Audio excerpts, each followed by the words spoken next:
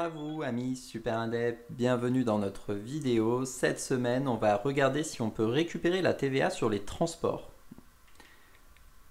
On va regarder donc notamment pour les billets de train ou d'avion si on peut récupérer la TVA, et on va parler de quelque chose d'intéressant qui est lié qu'on appelle les frais de débours.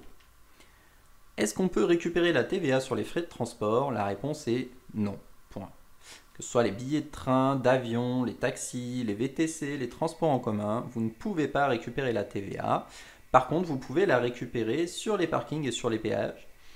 Et du coup, une option qui peut être intéressante pour vous, c'est éventuellement de passer par des frais de débours quand vous avez ce genre de frais à avancer. Les frais de débours, en général, le principe, c'est que vous allez faire des frais au nom de votre client. Donc ça veut dire par exemple que si vous devez acheter un billet de train ou d'avion, sur la personne à facturer, vous mettez les coordonnées de votre client, avec son accord bien sûr. Vous ne pouvez pas faire ça sans lui demander.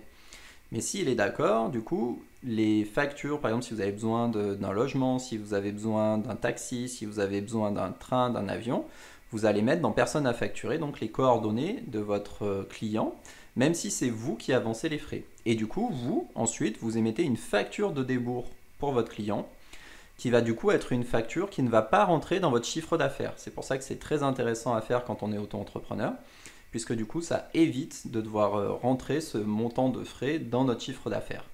On a un article qui parle plus spécifiquement des frais de débours, je vous inviterai à aller le voir donc sur notre blog si jamais vous voulez en savoir plus sur le sujet. En tout cas, ce que vous pouvez retenir, c'est que si vous avez beaucoup de frais ou des frais justement où vous ne pouvez pas récupérer la TVA, ça peut valoir le coup de réfléchir aux frais de débours, notamment pour ne pas que les montants facturés rentrent dans votre chiffre d'affaires et du coup pour ne pas payer de cotisations sociales dessus. Voilà ce que je voulais vous dire sur la TVA pour les transports. Comme d'habitude, si vous avez des questions ou des remarques, n'hésitez pas en commentaire de cette vidéo ou sur les réseaux sociaux. Merci, très bonne journée.